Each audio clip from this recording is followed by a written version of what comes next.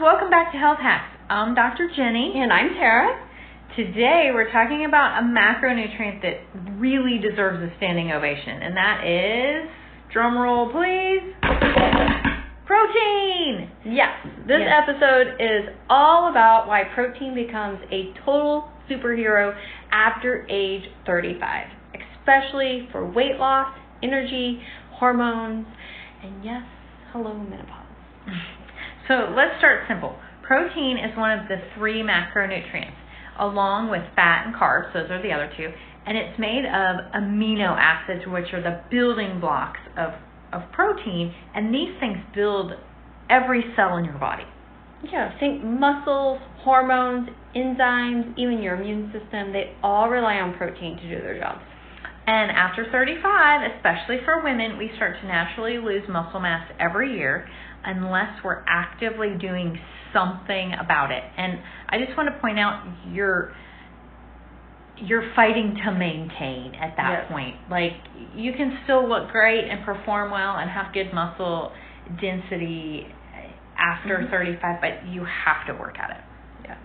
So less muscle equals slower metabolism, which equals easier weight gain and harder weight loss. So nobody likes that, right?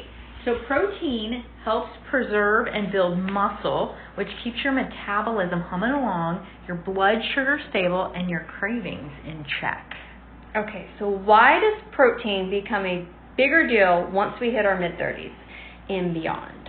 So that's a great question. Two big reasons here are muscle loss, the big fancy doctory word for that is sarcopenia, naturally starts to happen, especially in women, and hormonal shifts, especially with perimenopause and even more so in menopause. These things affect how your body stores fat and builds muscle. So protein helps you maintain lean body mass, stabilize insulin levels, and even support estrogen balance. It's not about looking toned. It's literally about how your body functions. Also, protein is the most satisfying macronutrient. So that means it helps you feel full. It reduces your cravings. It keeps you from hunting for snacks 30 minutes after you just ate. Yeah, if you ever heard that hangry feeling where you're like hungry and angry, or you find yourself late night snacking, you might not be getting enough protein in your diet. Yeah, so how much protein do you actually need? Let's get into the weeds with the numbers because we like that. The RDA, or recommended daily allowance, is about 0.8 grams per kilogram of body weight. Okay, but that's bare minimum to prevent deficiency not to thrive. And I think what you'll find with these RDAs, we find this all the time, is they're designed to keep you from getting a disease that has a name. Like scurvy, if you don't have enough vitamin C. Well, our goal for you is much higher than that. We don't want you just not to have scurvy or not to have muscle wasting disease, for example. We want you to be thriving and really living your best life. So we're going to talk about the functional requirements. Yeah, and so for men or women over 35 who want to build or maintain muscle mass, which is your goal, and improve your body composition, support your hormones, we're aiming at the minimum of 0.8, but for most people it's closer to 1 gram per pound.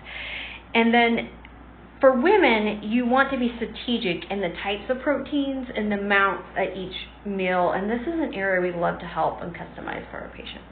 Yeah, so let's just run a quick example here. So if your ideal goal weight is 150 pounds, that's where you feel good and feel like, hey, if I weighed 150 pounds, I would be really happy with that. You're looking at 120 to 150 grams of protein a day divided throughout the day between meals. Just take a quick check on yourself right now. When we tell most people this, they're like, holy cow, I'm not eating enough protein. Yeah, most, especially women, aren't. They're not. They're getting half that much, maybe.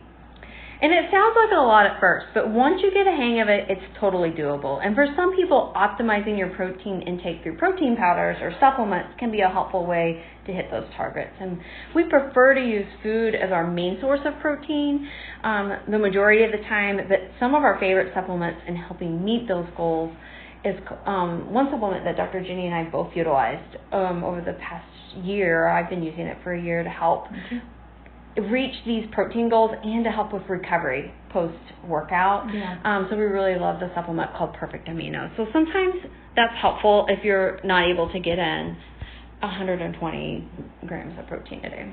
Yeah, and I actually also, in addition to that, so that gives us 15 to 30 grams of protein in a supplemental form.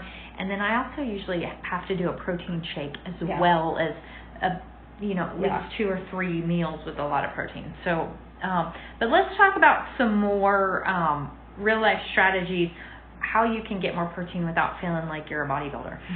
So it's not about eating dried chicken and plain boiled eggs all day. I sure hope not. So let's keep it delicious and doable. So, all right, let's start with like maybe what your daily meals could look like. Yeah. Let's start with breakfast. So in my house, a lot of times, or for patients come in here, we're talking about eating eggs. We're adding a lot of vegetables in our breakfast as a hack there, maybe doing an omelet with a lot of good veggies. Sometimes we'll change it up and do a Greek yogurt and put some fruit on there. Maybe some protein smoothies, or add a protein powder into, if you're doing oatmeal in the morning, or maybe you're wanting to make some almond flour pancakes. A hack I do is always add some protein in there, because otherwise those type of meals aren't going to be getting you that amount that you need for the day. And then think about the mindset of protein forward at every meal. So you're trying to get in, maybe some chicken, some salmon, turkey, ground beef, maybe even adding some hemp seeds, chia seed, or collagen, or if you're, some people do well with soy products like a fermented tofu or tempeh if you do well with that. Some people don't. And then snack smart. So think about having on hand some protein snacks. So things like jerky, hard-boiled eggs, edamame, tuna packs. You can throw in some protein bars, just make sure they don't have a lot of processed items in there, or even a protein coffee. That's a hack I do every day. I add in my coffee, I add a protein, collagen, and sometimes I'll throw a little whey in there, or some MCT oil. And so I blend that up. It makes it nice and foamy, and then no sugar in there, no cream. You're just getting some extra protein. And if you're super busy, a quality protein powder can be a game changer. We have a couple. Metagenics makes one that we sell through our full script account. It's called Perfect Protein. The chocolate, the vanilla. Now I know I just said I was a chocolate girl, but their vanilla is so good. It's like vanilla bean, and it's a great base whether you do it by itself or you put it in a smoothie or something like that. So the Metagenic one, it's very clean. It's grass-fed whey, and so. Yeah, I like to have a little bit of both on hand. Like, sometimes you feel like chocolate, but sometimes you just want some vanilla. Yeah, I get them both actually, so that I can decide what flavor I'm in the mood for. I had chocolate today on my way here. And the key is really with that is just finding one that doesn't have a bunch of junk in it, because a lot of times people are finding that they have a lot of artificial sweeteners in their protein. So just find a clean brand, or if you want a recommendation, we would help you point you in that direction. Yeah, perfect. We love to do that kind of stuff. So let's rapid fire some amazing bonus benefits of protein, especially once you hit that ripe old age of 35. It supports your hair, skin, and your nails. It stabilizes your mood and reduces your anxiety. It helps you balance your blood sugar and reduce energy crashes. It aids in recovery from exercise or injury and supports your detox and liver health. So basically, protein is the friend shows up with your house with coffee, cleans your kitchen, and boosts your confidence all at once. I like it. It's the real deal. Yeah. So here's your health hack of the week. Track your protein for one day, just one, and see where you're at, and then aim to get 10 to 15 grams more per day until you reach those goals that we were talking about. And we like the Carb Manager app, and there's also a free version. This is a free version that works good. And then also for our patients on our patient portal, we have a free food journal that comes with macronutrients, and so it's another great resource for tracking that. Yeah, and we can, if they track it that way, we can get in there and see what they're doing and stuff like that. Targets. Yeah, help them integrate with that. But so start with your breakfast. Just that one change makes a huge difference in setting the tone for how you feel all day. Your energy, your mood, your cravings, everything. Try to get at least 30 grams of protein with breakfast. Yes, absolutely. And if you're hitting that 40-plus marker and feeling tired, inflamed, or stuck in your weight loss journey, protein may be your missing piece. Yeah, you don't have to go it alone. We've got resources, recipes, coaching. This is what we do. If you need some help figuring out what you need and hitting your goals. We also find sometimes things like digestion can be sabotaging your progress, because if you can't absorb all the protein you're taking in, it doesn't help you as much. So digestion is actually a bigger deal than a lot of people think. So sometimes when they make changes and they don't see the progress, we have to peel back and go, well, are you absorbing those things you're doing? So we're going to share a link to our free consultation in the description if you want to reach out and talk to us about any of that kind of stuff. We're happy to chat about that. All right, well, until next time, eat the protein, love the muscle, and live your best life.